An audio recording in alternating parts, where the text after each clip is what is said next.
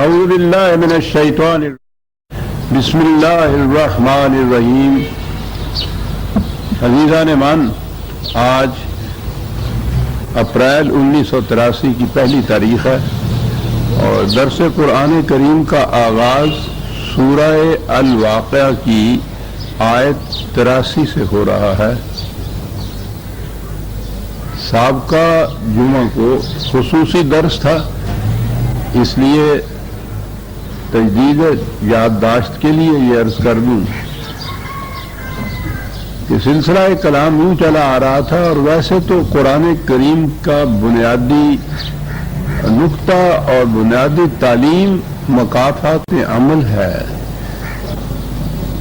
وہ زور ہی اس پر دیتا ہے کہ انسان کا ہر عمل ایک نتیجہ پیدا کرتا ہے، اور وہ نتیجہ جو ہے وہ انسان کے اختیار میں نہیں ہوتا۔ یہ تو اس کے اختیار میں ہے کہ جون سا راستہ جی چاہے اختیار کر لے، یہ اس کے اختیار میں نہیں ہے کہ راستہ غلط اختیار کرے اور صحیح منزل پر پہنچ جائے۔ ہر راستے کی منزل متعین ہے، یہ اس کے اختیار کی بات ہے کہ کون سا راستہ یہ اختیار کرتا ہے۔ اب جو فرق پڑتا ہے انسان اور انسان میں وہ یہی ہے، کچھ انسان ہیں وہ یہ کہتے ہیں کہ نہیں، مکافات عمل کوئی شے نہیں ہے، انسان خود ہی اپنے لیے ایک راستہ تجویز کرے، خود ہی اپنے لیے منزل تجویز کرے، اور اس کے بعد کوئی غلطی ہو جائے اس کی تصحیح کرے۔ کوئی قوانین ایسے نہیں ہیں کہ جس سے یہ متعین طور پر حصول ہو، جیسے قرآن کہتا ہے کہ ظالم کی کھیتی پنپ نہیں سکتی۔ یہ ایک قانون ہے قرآن کی روح سے، یہ ایک اصول ہے، غیر متبدل ہے۔ تو ایک نقطہ نگاہ تو یہ ہے کہ اس چیز کے اوپر یہ یقین ہو کہ واقعی یہ قوانین خداوندی غیر متبدل ہیں، اور دوسرا یہ ہے کہ نہیں، جو جی میں آئے کرتے جاؤ، اس کے لیے اگر تدبیر آپ کر لیتے ہیں، مختلف خدشات اور خطرات کے راستے بند کر لیتے ہیں، تو پھر راوی عیش لکھتا ہے، کوئی گرفت نہیں، کوئی مواخذہ نہیں، کوئی اور غلط نتیجہ نہیں۔ تو یہی ہے اصل میں بنیادی تعلیم جو ہے قرآن کی۔ اسی کے مطابق بات چلی آ رہی تھی کہ تم جو یہ ذرائع پیداوار کو جنہیں ہم نے مخلوق کی پرورش کے لیے بنایا ہے، خدا کی طرف سے یہ پیدا بھی کیے گئے ہیں، خدا کی طرف سے تمہیں مفت ملے ہیں، اور یہ مخلوق بلکہ ہر ذی نفس کی پرورش کا ذریعہ معاش ہے، انہیں تم اپنی ملکیت تصور کر لیتے ہو اور اس کے بعد حاجت مندوں کو اس سے محروم کر دیتے ہو۔ یہ غلط راستہ ہے جو تم اختیار کرتے ہو، اس کا نتیجہ تباہی ہوگا۔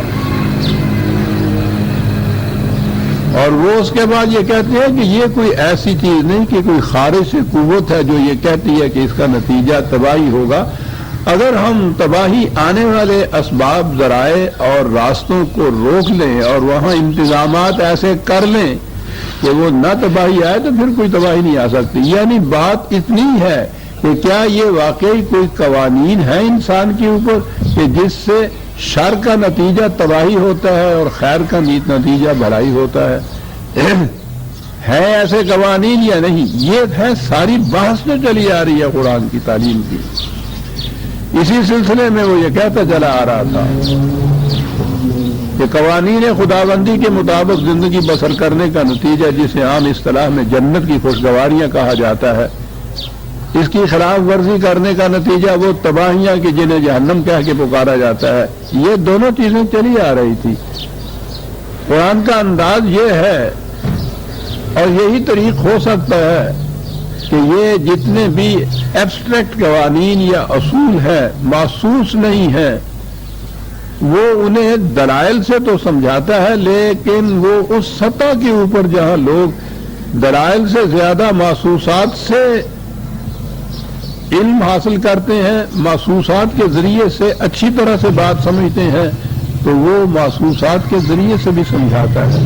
جیسا میں نے عرض کیا تھا کہ وہ عمل اور نتیجے کو سمجھانے کے لیے عام طور پر کھیتی کی مثال دیتا ہے، دانے کی، اور دانے میں سے جو فصل پیدا ہوتی ہے اس کی۔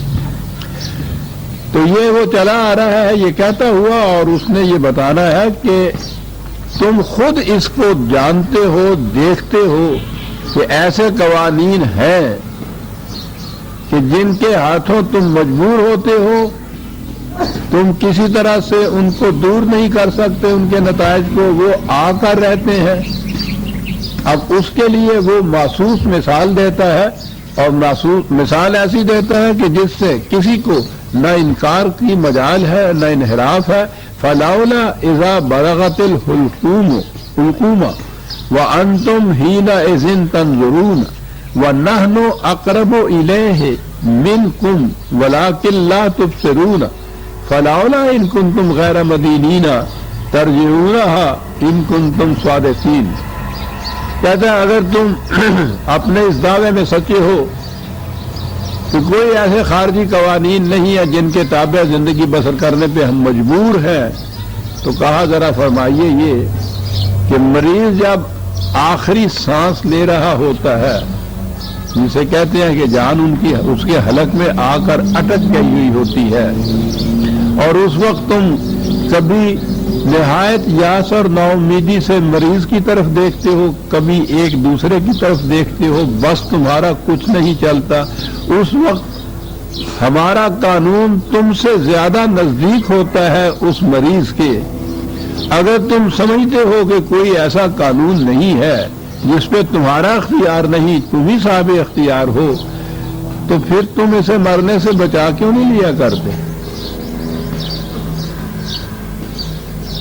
یعنی ایک ایسی مثال ہے ہر جگہ جو وارد ہوتی ہے، ہر ایک کو اس کا تجربہ ہوتا ہے، ہر شخص اسے دیکھ سکتا ہے، اور وہ اپنی بے بسی کا اعتراف کرتا ہے۔ انتہائی کوشش اور محنت کی جاتی ہے اس مریض کو بچانے کے لیے، لیکن اس کے باوجود مریض بچتا نہیں ہے،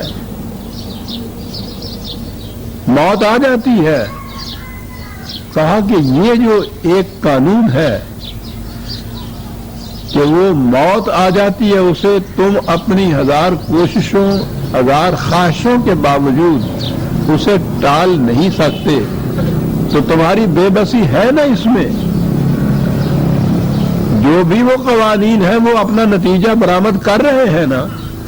تو اگر تم یہ کہتے ہو کہ نہیں، کوئی ایسا قانون خارجی نہیں ہے کہ جس پہ ہمیں اختیار نہ ہو، تو تم اسے پھر موت سے بچا کیوں نہیں لیتے؟ کہا یہ مثال ہم نے تمہیں دی ہے یہ سمجھانے کے لیے کہ ہمارے قوانین یہاں کار فرما ہیں، ان کے مطابق نتائج نکلتے ہیں۔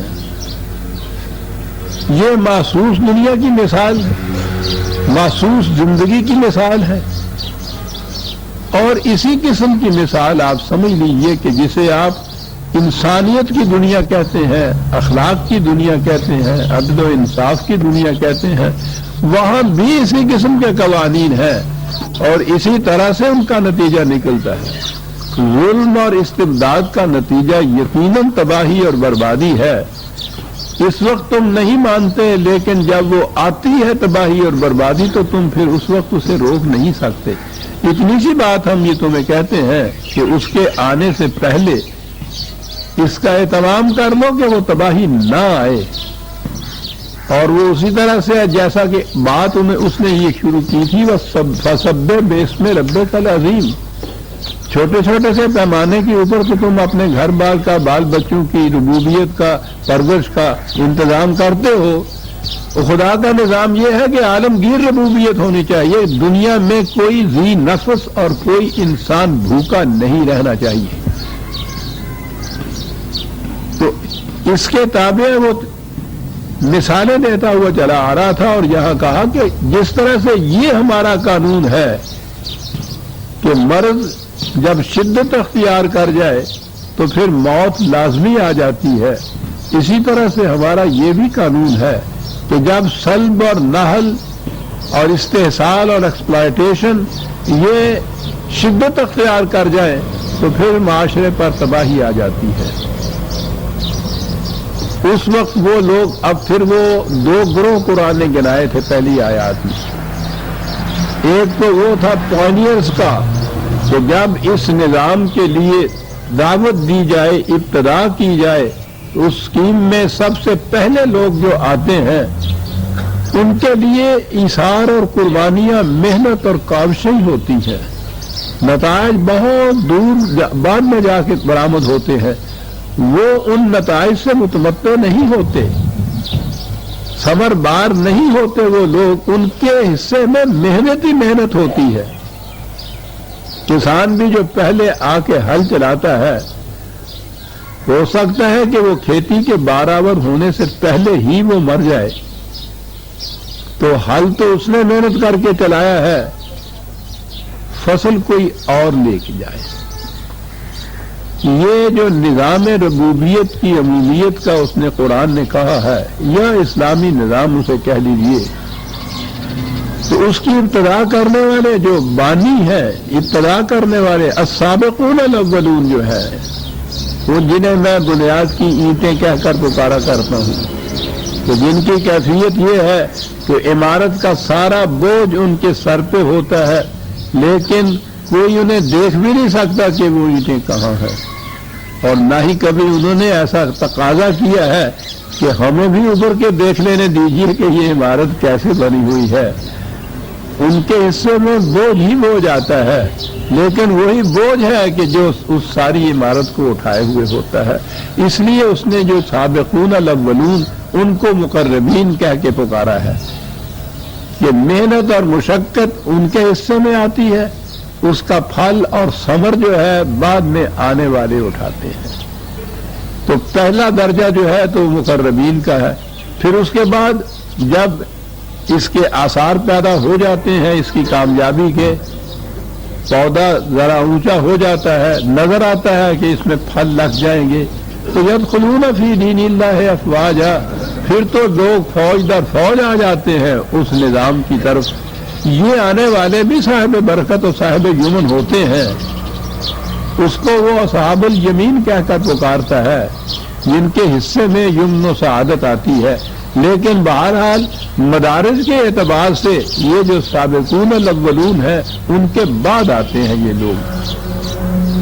لیکن اس نے یہ کہا ہے کہ یہ ٹھیک ہے، مدارج کے اعتبار سے تو بعد میں آتے ہیں، لیکن اس نظام کی خوشگواریوں میں ان کا بھی اتنا ہی حصہ ہوتا ہے، بلکہ سابقون اولون سے حصہ ان کا زیادہ ہوتا ہے، محنت کم کرنی پڑتی ہے۔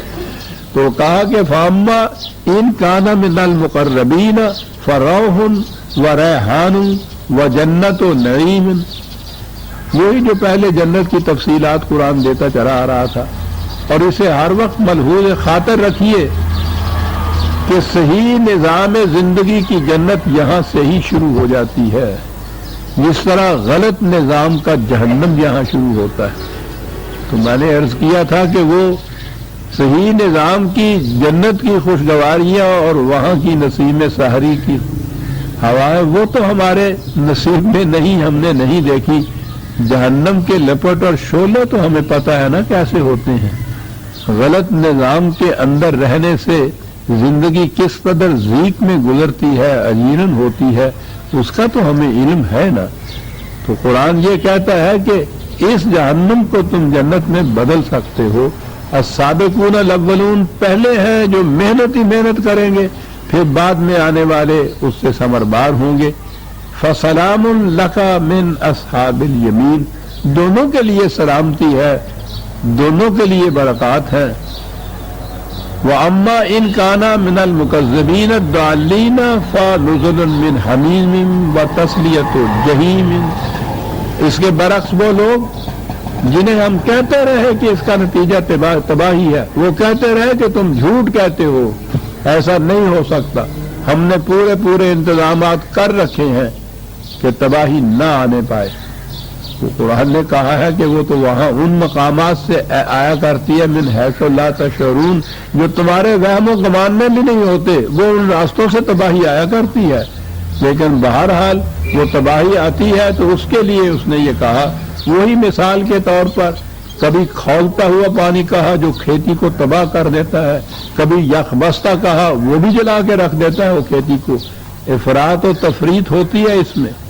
یاد رکھیے قرآن نے یہ کہا ہے کہ غربت اور افلاس سے بھی ایک تباہی آتی ہے، اور اس کے برعکس افراط زر سے بھی ایک تباہی آیا کرتی ہے۔ ایک طبقے کے پاس ضرورت سے کہیں زیادہ دولت جمع ہو جاتی ہے، وہ بھی تباہی کا موجب ہوتی ہے۔ دوسرا طبقہ نان شبینہ سے محتاج ہو جاتا ہے، یہ بھی تباہی کا موجب ہوتا ہے۔ تو ان چیزوں کو بھی وہ مثال دے کر سمجھاتا ہے، اور مثال جتنے دو ایکسٹریم ہیں جس کی مثال وہ دیتا ہے، اور یہ تو ایک کسان بتا سکتا ہے نا کہ کھیتی جو جھلستی ہے، کھیتی کے لیے پہلی چیز تو یہ ہے کہ پانی کی ضرورت لا ينفق ہے، اس کے بغیر تو کھیتی پنپ نہیں سکتی۔ لیکن پانی اعتدال پہ ہونا چاہیے، اس کا ٹیمپریچر ایک خاص اعتدال پہ ہونا چاہیے۔ اگر وہ گرم پانی ہے جس میں جوش آ رہا ہے حرارت سے، وہ بھی جلا دیتا ہے۔ اگر وہ یخ بستا ہے وہ بھی کھیتی کو جلا دیتا ہے۔ تو اس نے کہا یہ ہے کہ یہ جہنم کے متعلق یا جہنم کے متعلق جہاں جہاں قرآن میں آتا ہے وہ اس قسم کی مثالیں ہیں جو وہ دیتا ہے۔ وہ سچ مچ کا پانی نہیں ڈھیلا جاتا، بلکہ یہ مثال دے کے سمجھایا جاتا ہے کہ یہ کھیتی پھر برومند نہیں ہو سکتی جس کی کیفیت یہ ہو۔ پانی تو ملے لیکن اس انداز کا ملے کہ کہیں تو وہ حرارت سے گرم جوش ہو اور کہیں وہ یخ بستہ ہو، دونوں ہی جلا دیا کرتے ہیں۔ یہ افراط اور تفریط طبقاتی جو ہے معاشرے کے اندر، یہ اس کو جہنم بنا دیتی ہے، اور جہنم بناتی ہے۔ یہاں لفظ آیا ہے جہنم کا۔ جہنم کا تو میں نے کہا تھا نا کہ وادی جہنم ہے، وہ فلسطین کے قریب ایک وادی تھی جس میں ایک بہت بڑا بتکدہ تھا، اور اس کے سامنے انسانوں کی قربانی دی جاتی تھی اور ان کو پھر جلایا جاتا تھا، اس لیے اس کو جہنم کہتے تھے۔ یعنی وہ مقام جہاں انسانیت کو جلایا جائے اور ذبح کیا جائے، جہاں انسانیت ذبح ہوتی ہو وہ جہنم ہے۔ اور جہنم میں نے کہا تھا کہ جہاں بھی کسی قوم کی کسی کی ارتقائی رفتار رک جائے، جامد ہو جائے، منجمد ہو جائے، ایک مقام پہ رک جائے، ٹھہر جائے، آگے نہ بڑھ سکے، اسے جہنم کہا جاتا ہے۔ زندگی جوئے روان است و رواں خواہد بود، زندگی تو نام ہے اس ندی کے چلتے رہنے کا، اسے چلتی رہے گی تو یہ ندی کہلائے گی، رک جائے گی تو یہ جوہر بن جائے گی، اور زیادہ عرصہ رکے رہے گی تو اس میں بسام اور سرام پیدا ہو جائے گی۔ یہ جو زندگی کا رک جانا ہے کسی مقام کے اوپر، یہ ہے جسے جہنم کہا جاتا ہے۔ جہنم کا یہ دوسرا نام کہہ لیجیے۔ اصل میں تباہی وہ قوم ہوتی ہے جو اس زندگی کے مساف اور راستے میں کسی مقام پہ کھڑی ہو جائے، رک جائے۔ رک جانے کے بعد پھر وہ اس رک جانے کو بہت مقدس بنا لیتی ہے۔ اسلاف کی پیروی جو ہے، جو چلا آ رہا ہے ہمارے ہاں سے مسلک، ہم اسی کے پیرو رہیں گے۔ کھڑے ہو کے ہم سوچیں گے بھی نہیں کہ وہ صحیح ہے یا غلط ہے، قرآن کے مطابق ہے یا نہیں، ہمیں اس کی ضرورت نہیں ہے۔ اب یہ رک گئے، بڑے فخر سے تقلید کہا جاتا ہے اس کو، اور تقلید قلادہ تو اس رسی کو کہتے ہیں جو مویشی کے گلے میں باندھ دی جاتی ہے کہ چل نہ سکے وہ۔ ایسی قومیں چلتی نہیں ہیں۔ مسافر زندگی میں 1000 برس جہاں پہلے آپ کی یہاں قوم کھڑی تھی وہاں کھڑی ہے، دنیا کہیں سے کہیں چلی جاتی ہے اور وہ اسی مقام کے اوپر کھڑے ہوتے ہیں۔ یہ جہنم ہے۔ تو کہا کہ یہ ہے وہ قوم کہ جو ایک مقام پہ رک جاتی ہے، آگے نہیں بڑھتی، اور پھر وہاں انسانیت جل جاتی ہے اس کی۔ کیا آگے الفاظ ہیں کہ یہ باتیں تو ہم مثال کے تمثیلی انداز سے سمجھا رہے ہیں، لیکن یاد رکھیے انا ھذا لہو الحق الیقین، یہ محض مثالی کی مثالیں نہیں ہیں جو ہم دے رہے ہیں، تشبیہات اور استعارات نہیں ہیں، یہ ایک یقینی ریالٹی ہے جو ہم بیان کر رہے ہیں، یہ اسلوب بیان ہے جو ہم مثالوں کے ذریعے تمہیں بات سمجھاتے ہیں، سمجھا رہے ہیں۔ لیکن یاد رکھو یہ ایک یقینی حقیقت ہے، الحق بھی یقینی چیز ہوتا ہے، اپنے مقام پہ اٹل ہوتا ہے، اس میں اور شدت پیدا کرنے کے لیے حق الیقین ساتھ اس کے کہا ہے کہ یہ ایک یقینی ریالٹی ہے جو ہو کر رہے گی، یہ نتائج مرتب ہو کر رہیں گے، اسے یاد رکھو، یہ محض مثالیں نہیں ہیں۔ جب یہ بات ہے پھر دیکھیے بات کہاں سے شروع کی تھی، وہی فسبح باسم ربک العظیم، وہ 74 آیت اسی سورت کی جو تھی وہاں تھی نا، کہ تمہیں پھر یہ چاہیے کہ چھوٹے چھوٹے دائروں کے اندر یہ پرورش کا جو سامان تم کرتے ہو اپنے بچوں کے لیے، عالمگیر انسانیت کے لیے یہ سب کچھ کرو، وہاں سے بات چلی تھی۔ اور سورت کی آخری آیت یہ سب کچھ بیان کرنے کے بعد کہا فسبح باسم ربک العظیم، وہی کہ یہ ہے کرنے کی بات، فسبح باسم ربک العظیم۔ اتنا بڑا انقلابی پروگرام ہے جو قرآن نے دیا ہے کہ اس کا نتیجہ جنت نعیم ہوگا، اس کے خلاف ورزی، اس کے خلاف نظام قائم کرو گے جہاں طبقاتی تقسیم ہوگی وسائل رزق کی، تو اس کا نتیجہ جہنم ہوگی۔ اور کہا یہ کہ تمہارے لیے کوشش کرنے کی بات یہ ہے کہ تم اس ربوبیت خداوندی کو عام کرو، عظیم ربوبیت خداوندی جو ہے اس کا نظام قائم کرو۔ سب اب ہمارے ہاں تو جب دین مذہب سے بدلتا ہے تو الفاظ وہی رہتے ہیں، مفہوم بدل جاتا ہے۔ سبے کے معنی ہو گئے تسبیح کرو، یہ سارا کچھ کہنے کے بعد اتنا بڑا پروگرام، اتنی بڑی جدوجہد جو ہے جس کے لیے کہا ہے کہ جانفشانیاں اور کاوشیں اور کوششوں کی ضرورت ہے، جانے دینے کی ضرورت ہے، میدان بدر اور حنین کی ضرورت ہے، رسول اللہ صلی اللہ علیہ وسلم کی جنگ احد میں خود زخم کھانے کی ضرورت ہے، یہ سارا پروگرام ایک طرف، اور اسی سبے کا ترجمہ کہ تسبیح کیا کرو تم اپنے رب کی۔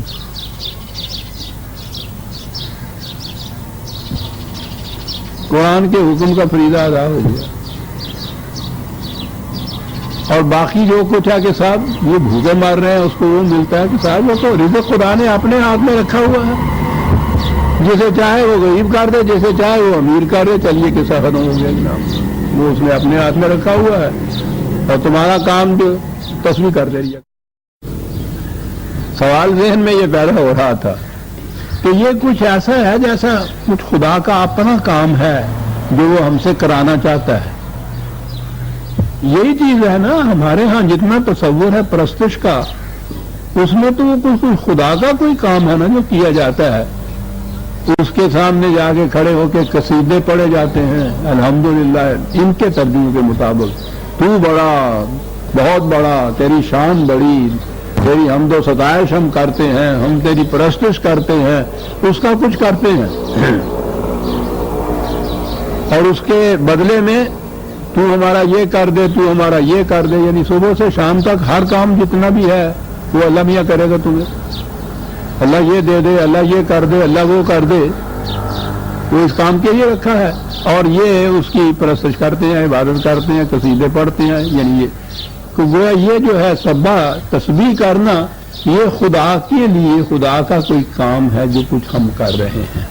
کہا یہ ہے تمہارے ذہن میں، عزیزان من قرآن کا معجزانہ انداز دیکھیے، یہ سورہ واقعہ کی آخری آیت ہے کہ یہ کرو، تو جو ذہن میں خیال پیدا ہوا کہ خدا ہم سے کچھ یہ اپنے لیے کرانا چاہتا ہے، تو اگلی سورہ الحدید شروع ہوئی بسم اللہ الرحمن الرحیم، اور اس کی پہلی آیت ہے بابا سبح للہ ما فی السماوات والارض، اس سے تمہاری ان تصویروں کی کیا ضرورت ہے، کائنات کی پستیوں اور بلندیوں میں ہر شے، اب یہ سبح کا لفظ وہی یہاں آیا جو یہاں پہلے ہے،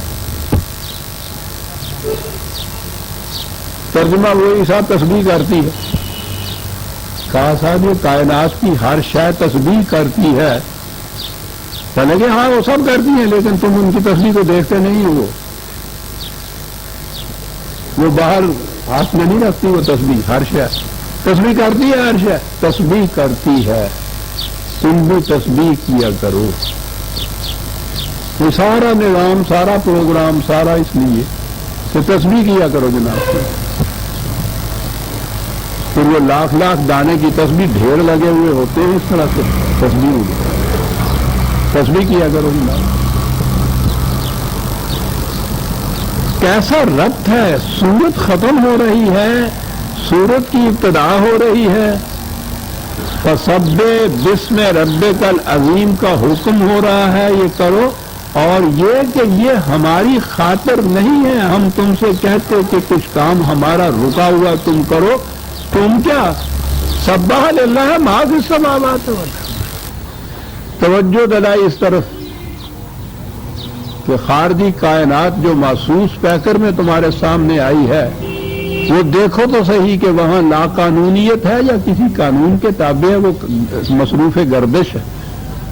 آپ کو معلوم ہے، آپ کو ان الفاظ کے معانی آپ کے سامنے مدتوں سے آ رہے ہیں، 25 برس سے یہ درس بھی ہو رہا ہے. تو سبح کے معنی ہوتے ہیں کہ کسی مقصد کے حصول کے لیے پوری کوشش کر دینا. وہ محسوس طور پر جو سمجھانے کے لیے عربوں کے ہاں استعمال ہوتا تھا، وہ گھوڑا جو پورے پاؤں اس طرح سے اٹھا کے چلتا ہے، انتہائی رفتار تیز ہوتی ہے، اس کو سبح کہتے ہیں. تیرنے والا جب وہ پورا ہاتھ اس طرح سے کرتے تیرتا ہے، اس تیراکی کا نام سبح تسبیح ہوتا ہے. کہ یہ جو کہا گیا ہے تمہیں ربک العظیم، ربوبیت عظما جو ہے، انسانیت عالمگیر انسانیت کی ربوبیت کا نظام، اس کے قائم کرنے کے لیے انتہائی کوشش کرو.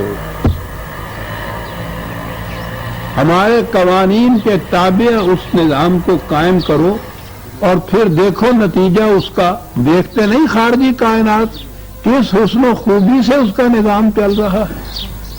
ہر شے اپنے اپنے وقت کے اوپر جو بھی قانون اس کے لیے مقرر ہے اس کی فرما برداری میں سرگرداں پھر رہی ہے، اور نتائج کتنے خوشنما نکلتے چلے جا رہے ہیں. ہر شے کا نتیجہ برآمد ہوتا ہے اس قانون کے مطابق جو ہم نے مقرر کیا ہے. کیوں ہوتا ہے؟ کیونکہ وہ اس قانون کی اطاعت کر رہی ہوتی ہے. کائنات کی ہر شے مصروف گردش ہے اس پروگرام کی تکمیل کے لیے جو خدا نے اس کے لیے مقرر کیا ہے. تو ایک پروگرام تمہارے لیے بھی مقرر کیا ہے، تم بھی وہ کرو. اسی انداز سے یہ تمہاری زندگی، تمہارا معاشرہ ہو جائے گا جس حسن و خوبی سے یہ خارجی کائنات چل رہی ہے.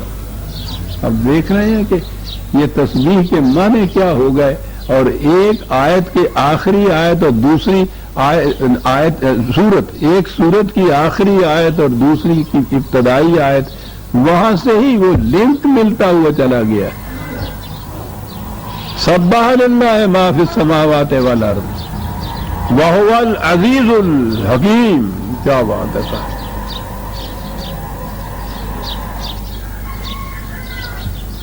قانون کی اطاعت کے لیے قوت کی ضرورت ہوتی ہے. یہ جو سارا کچھ اس طرح سے چل رہا ہے اس کے پیچھے قوت نافذہ ہے خدا کی کہ جو اس طرح سے چلا رہی ہے. اور ہم تو زمین اور یہ سورج کو دیکھ کے ہی محو حیرت رہ جاتے ہیں کہ زمین اتنا بڑا کرہ، سورج اس سے 13 لاکھ گنا بڑا. وہ ماہر فلکیات سے پوچھئے، وہ کہتے ہیں کہ کائنات کے ریگستان میں یہ تو ذروں سے بھی کم ہے. لوگ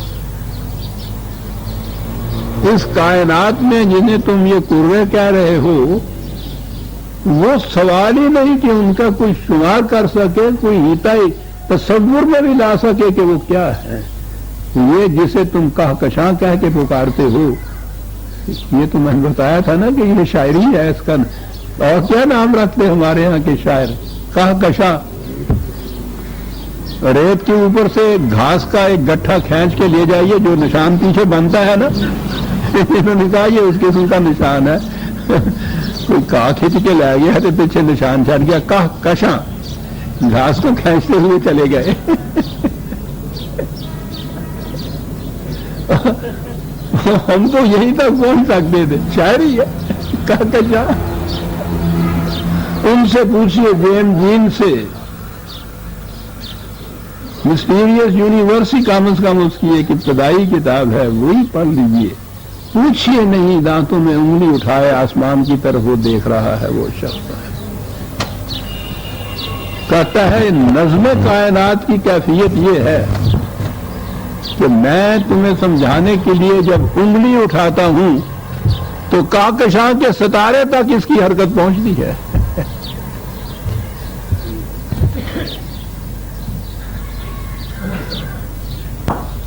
میں نے شاید آپ کو بتایا تھا، ایک ہے تو چھوٹی سی کتاب ہی دی گریٹ ڈیزائن، یہ کتابیں یہاں تو ملتی نہیں، یہاں تو آہستہ آہستہ علم کی ضرورت ہی نہیں رہا، محفوظ ہوتا چلا جا رہا ہے، علم کی ضرورت نہیں ہے اس ملک کے اندر، کتابیں ہی نہیں ملتی یہاں یہ جو بڑی، اور اب تو یہ بہت آگے چلے گئے، میں تو بہت پہلے کی بات کر رہا ہوں جب یہ کتابیں تھیں،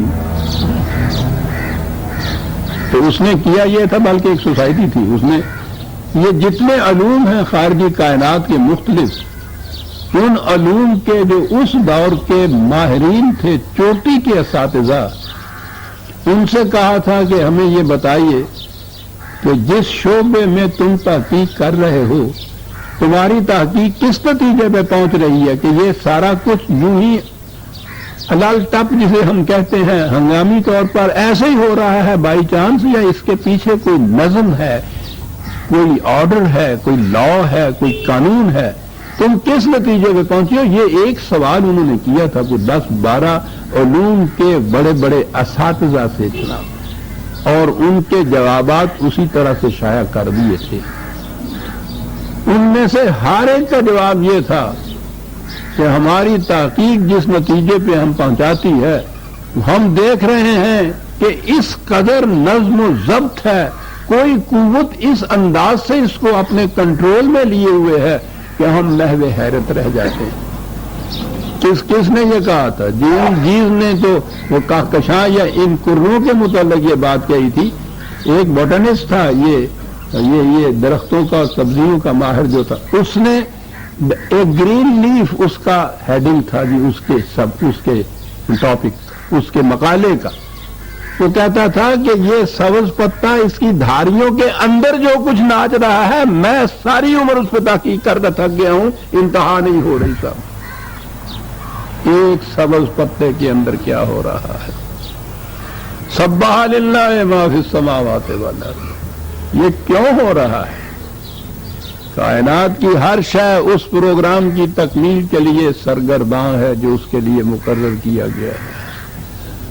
پوچھئے ان سے یہ کیوں ایسا ہو رہا ہے؟ اس لیے کہ وَهُوَ الْعَزِيزُ الْحَكِيمُ، وہ صاحب غلبہ ہے، عزیز، یہ جسے ہم کہتے ہیں نا عزت، اس کے معنی اصل میں غلبہ اور اقتدار ہوتا ہے۔ عزیز ہے، وہ صاحب غلبہ ہے۔ اب صاحب غلبہ تو ہلاکو چنگیز اور فرعون و نمرود بھی ہوتے ہیں، اس کے ساتھ الحکیم بھی ہے۔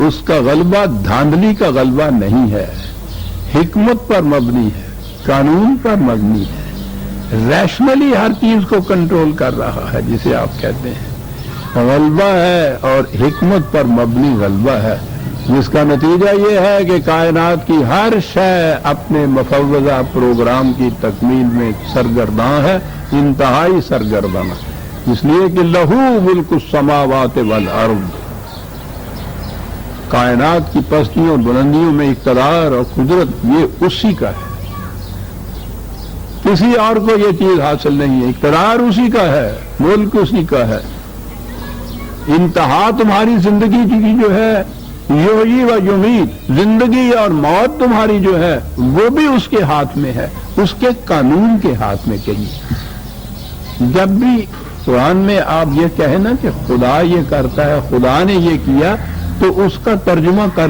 یوں کر دیا کیجئے کہ خدا کے قانون کے مطابق یہ ہوا، خدا کے قانون کے مطابق یہ ہوگا، بات بڑی صاف ہو جائے گی۔ جو ہی آپ نے یہ چیز نکالی اور یہ کہا کہ خدا رزق دیتا ہے، خدا بھوکا مارتا ہے، تو وہاں تو پھر بات بہت دور تک جا پہنچتی ہے۔ وہاں تو آپ کے ہر خطبے میں، اور جمعے کا ہی خطبہ نہیں ہے، وہ آپ کے ہاں تو نکاح کے خطبے میں بھی، اور ہر مقام کے اوپر وہ جو خطبے کے پہلے سے وہ پڑھتے ہیں، اس میں یہ نہیں یاد اللہ ہو تعبد اللہ لہو ومن یضلل ہو فلا ہادی لہ، ترجمہ ان کا دیکھیے کہ جس کو خدا گمراہ کر دے اس کو کوئی راہ راست پہ نہیں لا سکتا، وہ خدا گمراہ بھی کیا کرتا ہے معاذ اللہ۔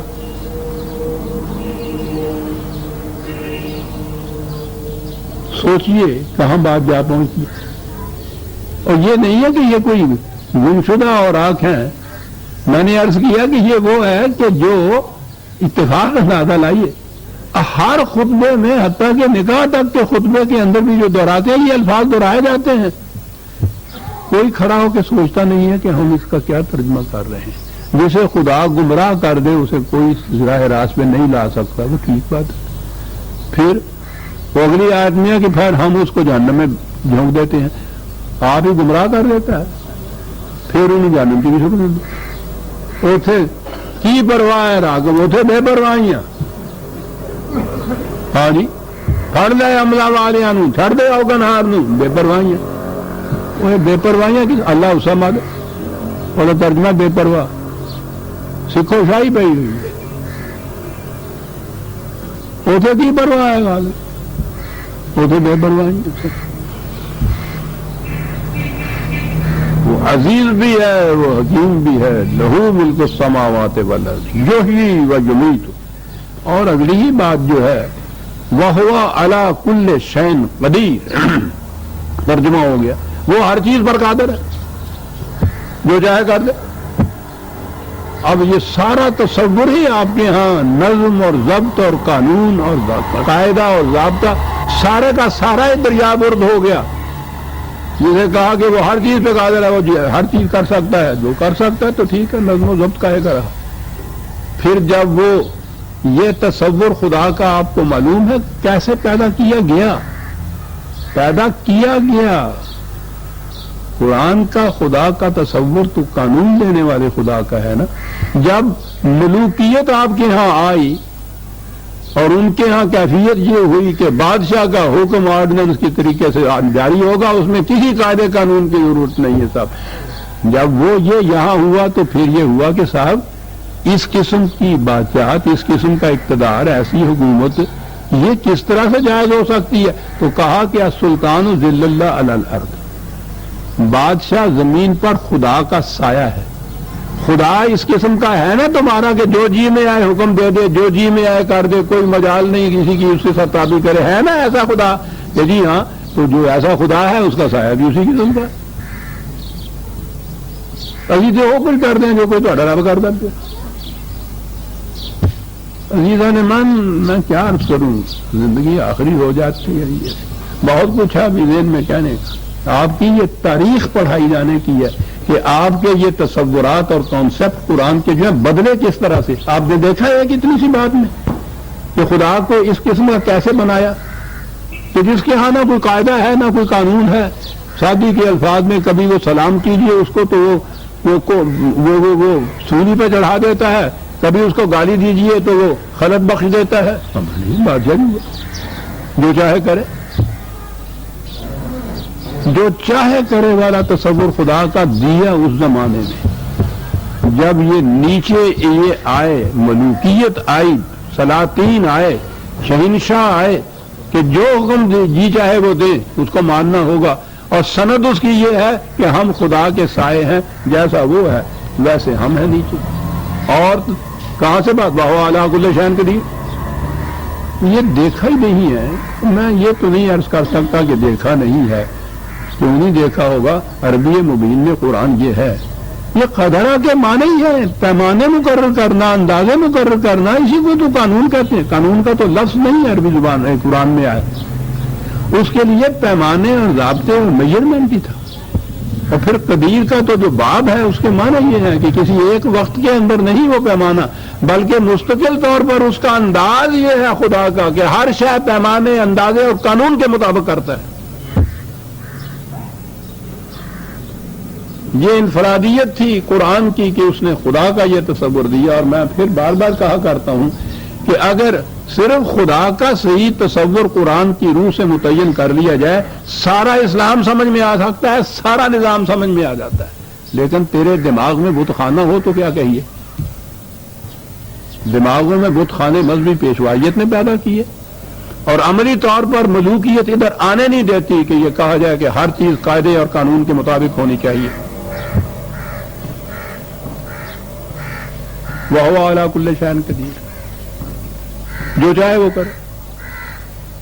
لَهُ مُلْكُ السَّمَاوَاتِ وَالْأَرْضِ، کائنات کی پستیاں بنی ہوئی بادشاہت اسی کی ہے اور وہ جو جی چاہے کرے. تو وہ اس انداز کا بادشاہ ہوا نا. عَلَىٰ كُلِّ شَيْءٍ قَدِيرٌ، اس نے ہر بات کے لیے پیمانے اور نظریے مقرر کر رکھے ہوئے ہیں. قدیر کا تو باب بتا رہا ہے کہ یہ مسلسل تفعیل کے وزن کے اوپر ہے. ایسا ہوتا چلا آ رہا ہے، ایسا ہوتا چلا جائے گا. اور یہ ہے وہ قوانین جن کے اتباع میں سرگرم عمل ہے کائنات کی ہر شے. کہا جب خارجی کائنات میں اس کے قوانین یوں عمل پیرا ہیں تو تم اپنی انسانی دنیا کے اندر یہ کیوں نہیں کرتے؟ فرق صرف یہی ہے کہ انہیں ہم نے مجبور پیدا کیا ہے، ان کے اپنے اختیار میں نہیں ہے کہ وہ اس قانون کے مطابق چلیں یا اس کی خلاف ورزی کریں. انسانی زندگی میں ہم نے تمہیں صاحب اختیار کیا ہے کہ چاہے اس کے مطابق چلو چاہے اس کے خلاف چلو.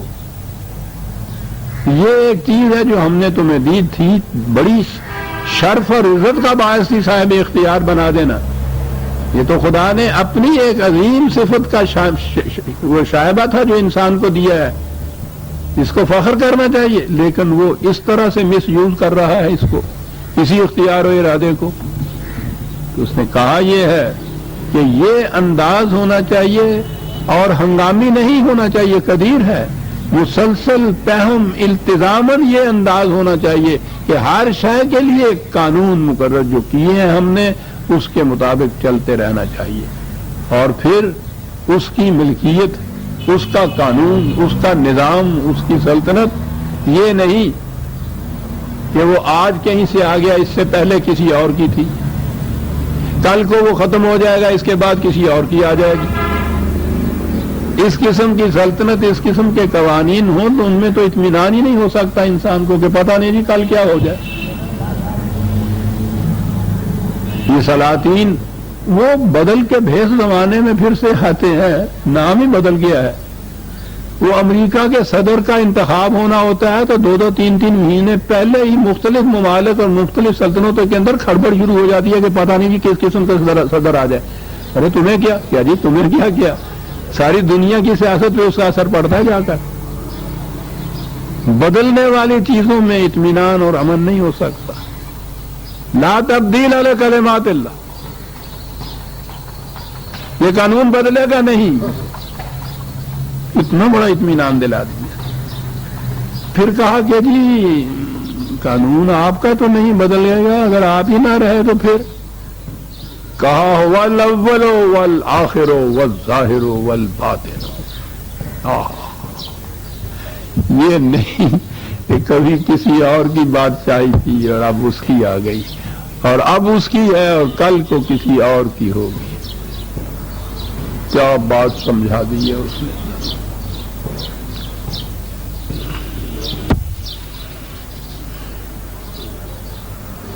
پھر یہ بھی نہیں ہے کہ صاحب یہ ظاہرہ جو کوئی دیکھا جاتا ہے اس کے اوپر تو مری کائنات جو ہے، محسوس دنیا جو ہے، اس کے اندر تو یہ اس کی کار فرمائی اس کے قانون کی یا غلبہ ہے.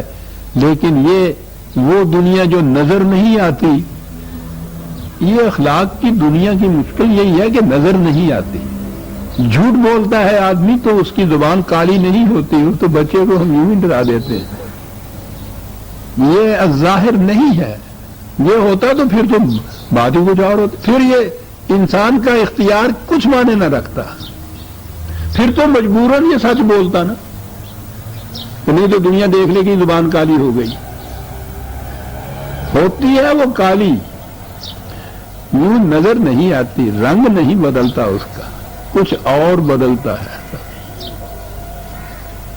یہ جو کچھ ظاہر ہو جاتا ہے قانون کی مطابقت یا خلاف ورزی سے، کہتا ہے یہ بھی تمہارے سامنے ہے۔ وہ چیزیں جو یوں سامنے نہیں آتی لیکن کار فرما اندر ہی اندر رہتی ہے، وہ بھی سارے اس کے قانون کے مطابق ہے۔ اول آخر ہے وَهُوَ الظَّاهِرُ وَالْبَاطِنُ۔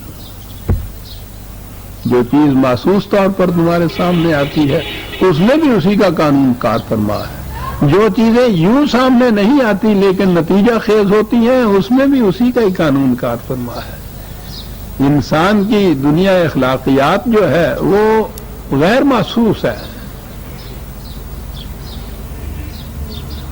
اسی کے جسم کے متعلق جو قوانین ہیں وہ محسوس ہیں، یہ وہ ظاہر والی بات ہے۔ لیکن یہ چار لفظ جو ہیں، بلکہ یہ دو لفظ والظاہر والباطن، وہ قرآن نے جو کہا ہے نا اس نے کہ یضل بہ کثیرا ویہدی بہ کثیرا، اسی قرآن سے بہت صحیح راستے کے اوپر چل نکلتے ہیں اور اسی سے پوچھو نہیں کتنی غلط راہیں اختیار کرتے ہیں۔ ان دو لفظوں نے آپ کے ہاں وہ قیامت برپا کی ہوئی ہے، والظاہر والباطن۔ بات دوسری طرف چلی جائے گی۔ تصوف کی بنیاد ہے وحدت وجود پر۔ یہ وحدت وجود کیا ہے؟ جدھر دیکھتا ہوں ادھر تو ہی تو ہے، رام بھی وہی ہے، رحیم بھی وہی ہے، یہ سب کچھ خدا ہی خدا ہے، تو بھی خدا ہے، میں بھی خدا ہوں، یہ بھی خدا ہے، وہ بھی خدا ہے، سب کچھ خدا ہے۔ ارے وہ جو سب سے پہلے جس نے اس کی بنیاد رکھی ہمارے ہاں، بات تو یہ لی ہے ہندو فلسفہ سے، ان کے ہاں ہے یہ ولایت کا، محی الدین ابن عربی شیخ اکبر جن کو کہتے ہیں تصوف میں سب سے بڑے جو ہیں، کبھی اٹھا کے پکڑ کے دیکھیے، حیرت ہوتی ہے کہ یہی نہیں ہے کہ وہ اس کو مسلمان مانتے ہیں، یعنی بلند ترین درجے کے اوپر منظر قرآن مغزرہ برداشتم، قرآن کا مغز جس نے اٹھا لیا ہے، کیا کہتا ہے وہ؟ کہتا ہے فرعون کو یہ حق حاصل تھا وہ کہے انا ربکم الاعلی، کہ میں رب ہوں، اس لیے کہ رب اور فرعون جدا نہیں ہے۔ یہ ہے وحدت وجود کا عقیدہ۔ ایک نظر کسی فرصت ملے نا تو میری کتاب تصوف کی حقیقت دیکھ لیجیے گا، یعنی لا الہ الا اللہ کا مفہوم بیان کرتے ہیں کہ یہ جو الہ باطل ہے نا، یہ بت لوگوں جو مانتے ہیں، فلاں کو بھی عیسیٰ کو بھی خدا مان لیا اور انہوں نے کرشن کو بھی خدا مان لیا اور بت کو بھی لا الہ، یہ کوئی الہ نہیں ہے الا اللہ، یہ اللہ ہی اللہ ہیں سارے۔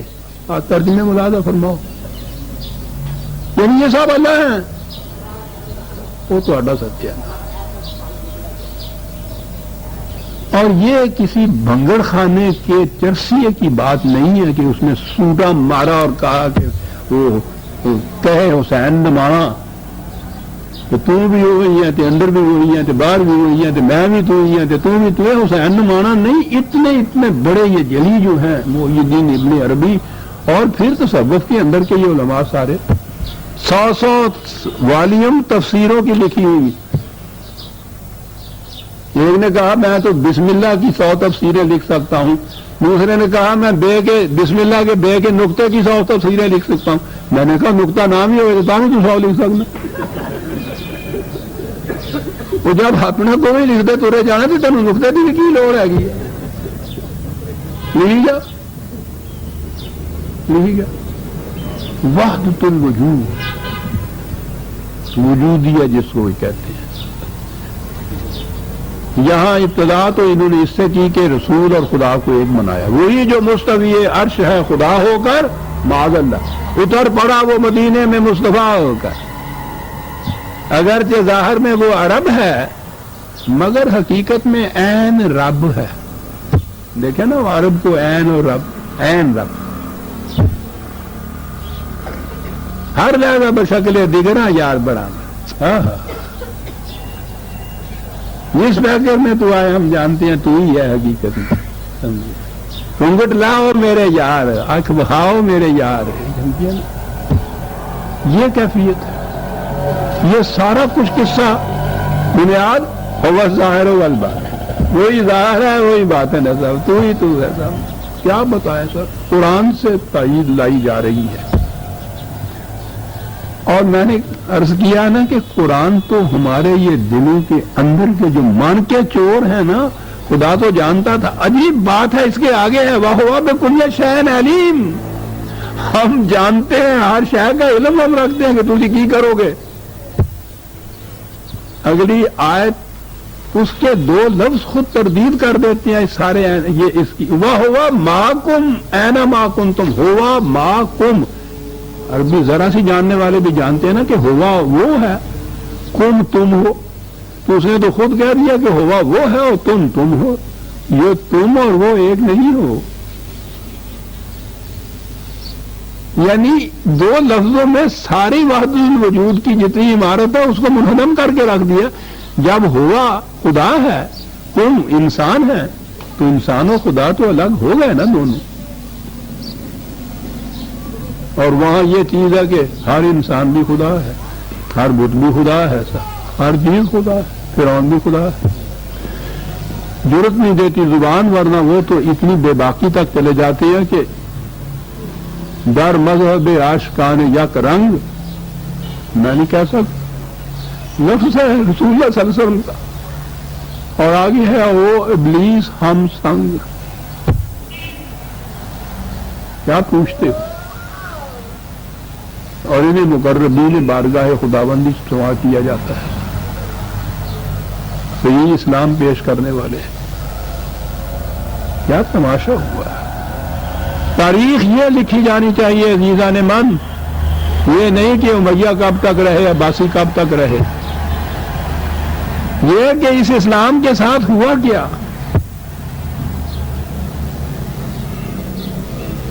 وَهُوَ بِكُلِّ شَيْءٍ عَلِيمٌ هُوَ الَّذِي خَلَقَ السَّمَاوَاتِ وَالْأَرْضَ فِي سِتَّةِ أَيَّامٍ.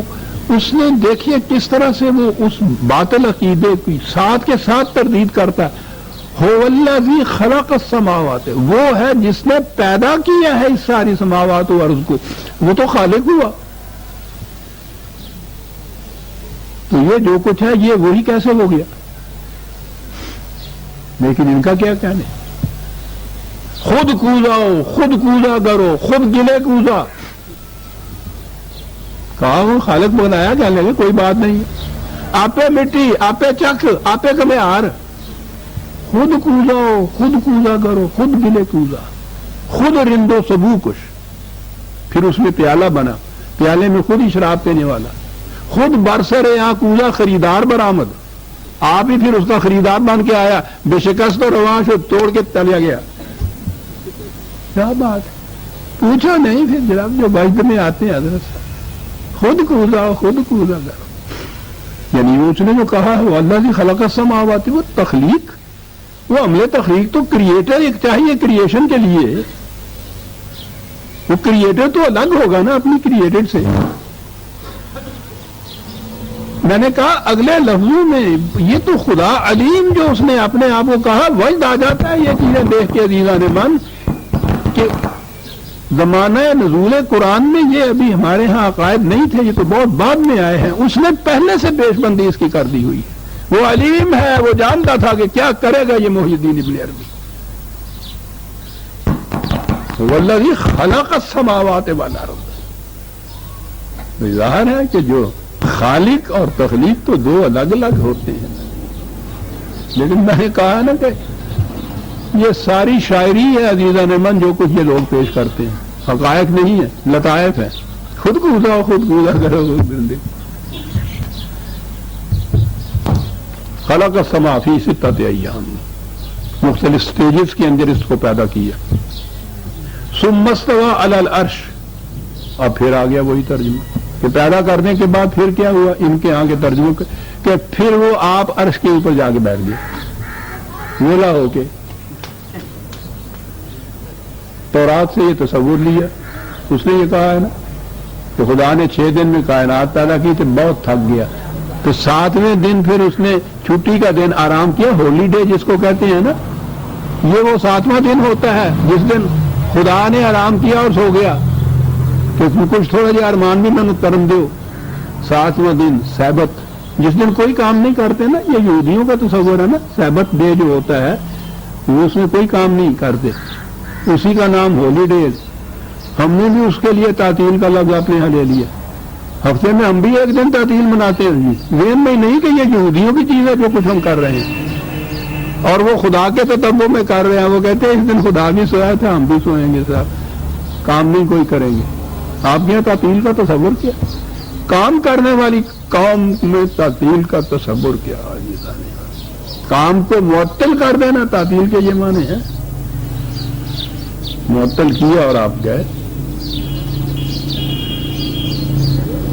سب سے بڑا ہولی ڈے آپ کے ہاں, یہ مقدس دن ہے نا ہولی ڈے, آپ بھی اس کو ہولی ڈے کہتے ہیں اپنے.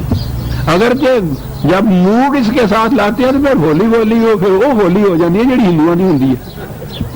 ہولی ڈے موڈ ہے. ہماری نئی نسل میں تو ہندوؤں کی ہولی بھی نہیں دیکھی ہوگی کیا ہوتی ہے.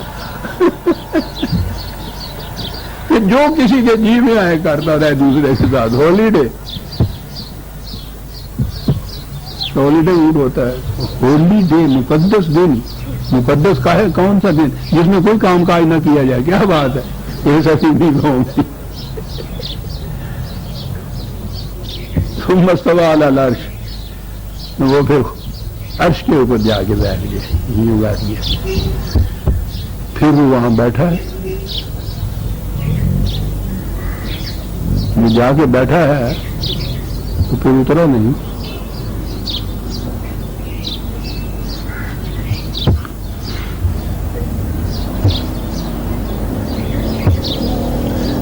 وقت ہو گیا لیکن 4 لفظ اس آیت کے مقاعد ہوں.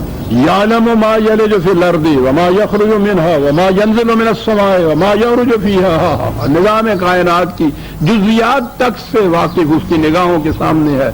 زمین کے اندر کیا چیز جاتی ہے, فضا میں اوپر کیا چیز ابھرتی ہے, کون سی چیز میں عروج ہوتا ہے, کون سی چیز میں زوال ہوتا ہے, کون نیچے اترتی ہے, کون اوپر جاتی ہے. سارا نظم کائنات جتنا بھی ہے سارا اس کے علم میں ہے. جب اس نظم کائنات کی یہ کیفیت ہے تو تم اس کے ہیتا اقتدار سے باہر کیسے جا سکتے ہو؟ ہوا معکم اینما کنتم. کیا بات, جہاں تم ہو وہ تمہارے ساتھ ہو. اس کا قانون مکافات عمل تمہیں گھیرے ہوئے ہوتا ہے. محیط واللہ محیط بالکافرین, کہیں باہر نہیں جا سکتے. واللہ بما تعملون بصیر, کاہے کے لیے یہ گھیرا ڈالے ہوئے ہے تمہارے گرد؟ کیا بات ہے, جو کچھ تم کرتے ہو وہ اسے دیکھتا ہے. لہو ملک السماوات والارض, اقتدار کائنات میں صرف اس کا ہے. اور بات وہ ہے جس کے لیے یہ سب کچھ وہ کرتا ہے. الی اللہ ترجع الامور, تمام امور کے فیصلے اس کے قانون کے مطابق ہوتے ہیں. یاد رکھو سورہ حدید کی آیت 5 تک ہم آ گئے عزیزان من. 6 آیت سے ہم آئندہ لیں گے. ربنا تقبل منا انک انت السمیع العلیم. شکریہ.